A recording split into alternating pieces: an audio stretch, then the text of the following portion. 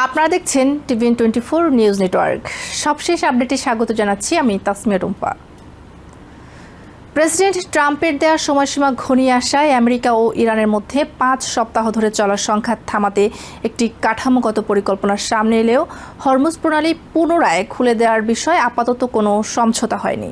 প্রস্তাবিত পরিকল্পনায় প্রথমে তাৎক্ষণিক যুদ্ধবিরতি এবং পরবর্তীতে 15 থেকে 20 দিনের মধ্যে একটি বিস্তৃত সমঝোতায় পৌঁছানোর কথা বলা হয়েছে। এই উদ্যোগে মধ্যস্থতা করছে পাকিস্তান। দেশটির সেনাপ্রধান ফিল্ড মার্শাল আসিম মুনির, যুক্তরাষ্ট্রের ভাইস প্রেসিডেন্ট জেডি ভ্যান্স, বিশেষ দূত স্টিভ উইটকফ এবং ইরানের পররাষ্ট্রমন্ত্রী আব্বাস আরাগচির সঙ্গে টানা যোগাযোগ রেখেছেন। তবে ইরান জানিয়েছে তারা কোনো চাপ বা সময়সীমার মধ্যে আলোচনায় বসতে রাজি নয়। দেশটির পররাষ্ট্র মন্ত্রণালয়ের মুখপাত্র ইসমাইল বাঘেই বলেন, আলটিমেটাম ও যুদ্ধাপরাধের হুমকির সঙ্গে আলোচনা সামঞ্জস্যপূর্ণ নয়। তিনি আরও বলেন, ইরান তার বৈধ দাবিগুলো স্পষ্টভাবে তুলে ধরতে দ্বিধা করে না এবং তা কোনো সমঝোতার ইঙ্গিত নয়, বরং নিজেদের অবস্থানের প্রতি আস্থার প্রতিফলন।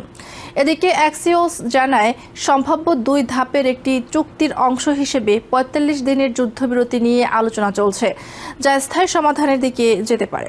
অন্যদিকে প্রেসিডেন্ট ডোনাল্ড ট্রাম্প হুঁশিয়ারি দিয়েছেন, মঙ্গলবারের মধ্যে সমঝোতা না হলে তেহরানের উপর আরও কঠোর হামলা চালানো হবে। তিনি হরমুজ প্রণালী দ্রুত খুলে দেওয়ার দাবি জানিয়েছেন, যা বৈশ্বিক জ্বালানি সরবরাহের জন্য অত্যন্ত গুরুত্বপূর্ণ।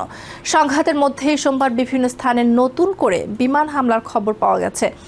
ইসরায়েল দাবি করেছে তারা ইরানের রেভলিউশনারি গার্ডসের গোয়েন্দা প্রধান মাজিদ খাদেমিকে হত্যা করেছে।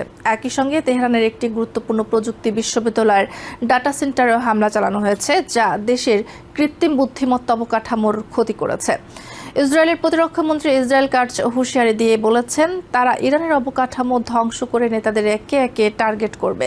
অন্যদিকে ট্রাম্পও বেসামরিক অবকাঠামোতে হামলার সম্ভাবনার কথা জানিয়েছেন, যা আন্তর্জাতিক আইন অনুযায়ী যুদ্ধাপরাধ হিসেবে বিবেচিত হতে পারে।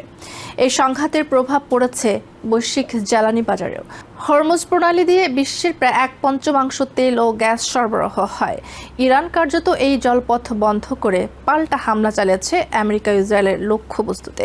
মানবাধিকার সংস্থার তথ্যে যুদ্ধ শুরুর পর ইরানে প্রায় 3540 জন নিহত হয়েছে, যার মধ্যে অন্তত 244 শিশু রয়েছে।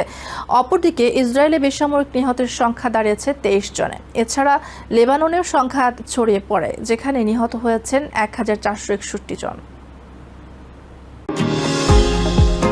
নিউ ইয়র্ক থেকে সম্প্রচারিত টিভিএন 24 টেলিভিশন, বিশ্বজুড়ে বাঙালির কণ্ঠস্বর।